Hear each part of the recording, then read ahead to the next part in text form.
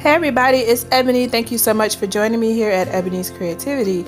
Today I will be making a yard sign, and these can go for $50, $60. I mean, these are very expensive in store. So I decided to go ahead and make my own, and if you want to see how I did it for less than $10, just keep right on watching. So I got these paint sticks. This is $1 for 10, so it's not that bad. You could get them for free, but I didn't feel like waiting for that, so I just picked those up. I have some leftover paint from a previous project. It's $1 at Walmart. And I have this Waverly white paint. I have a little paintbrush.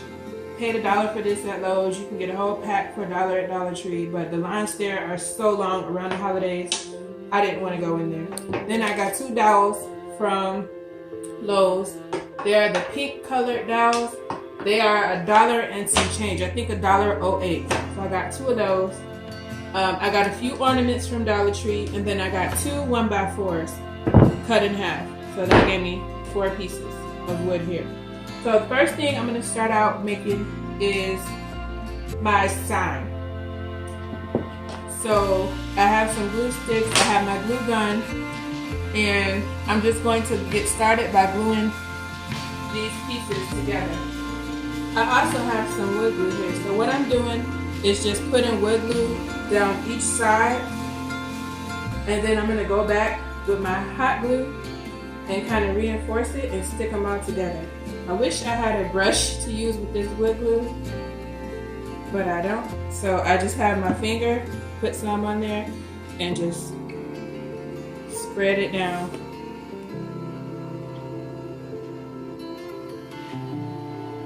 I could use the nozzle, but it's all dried up, so I just have to do it this way.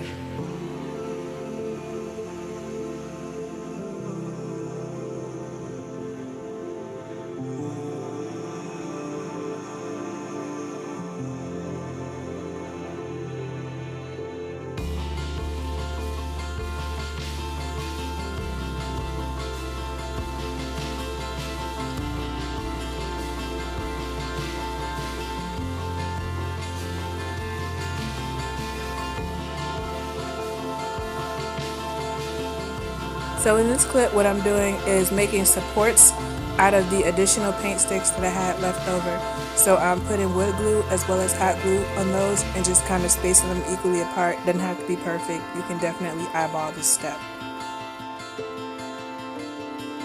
And now it's time to paint. So I'm just pouring some of that Waverly white paint from Walmart all over this sign and kind of just spreading it out with my foam brush. Really no method to it, just pouring it on there and spreading it out as well as I can. Make sure you get in between the cracks. If you want to make your sign kind of more farmhouse, you don't have to paint so well because you'll be sanding some of it off anyway, but if not, just do your best to get a clean, crisp coat. Alright, so what I've done here is I've cut out a J and a Y just on regular notebook paper. You don't have to do this. If you're good at freehanding, you can freehand it on the board. I felt more comfortable just using this paper, so that's what I did. Just cut them out and glued them on with some regular old school glue. Now you can see I've got my Y and my J, and I have also spray painted 2 of my paint sticks gold, so I will be using those in just a second, but I just wanted to show you how this sign is looking right now.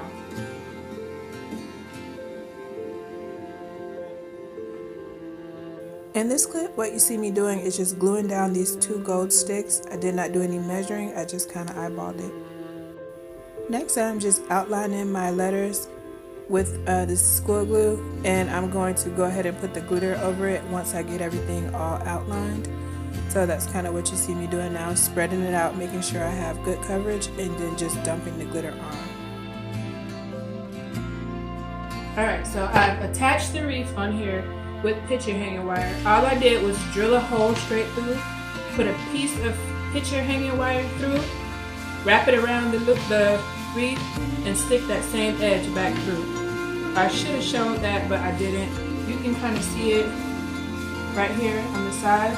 Again, I just drilled 1 hole, wrapped the other end around the wreath, and brought it right back through the same hole and tied a knot on the back. So that's where I'm at with that part. And as far as my wreath, I am just going to glue some ornaments on it because I don't really feel like dealing with those little hooks, and this is easier so I can get my exact placement.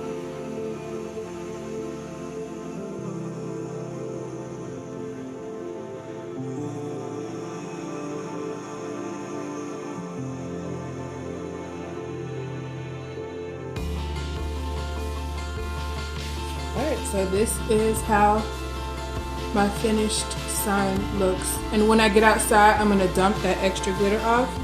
But I definitely don't want to do that inside my house. Alright, so this is the next day. I decided to let all this stuff dry overnight.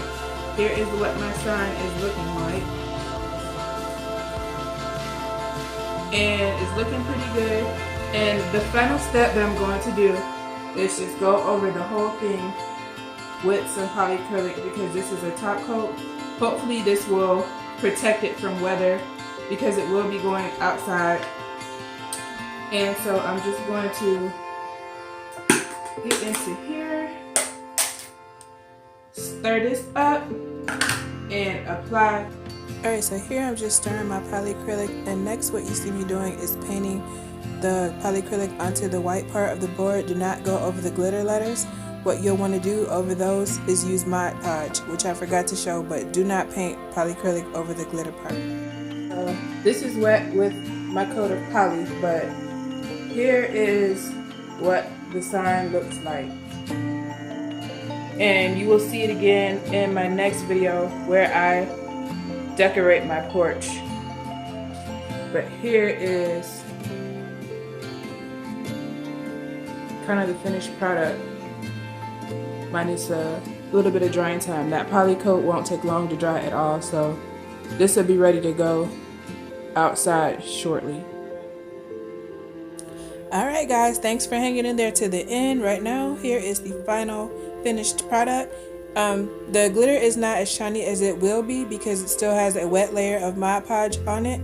But for the most part, this is how the sign looks. I wanted to make sure I got enough daylight so I didn't worry about waiting for the drying time, but I think this sign turned out really cute, and I want to thank you again so much for watching, and if you have any comments, please leave them down below. Bye guys.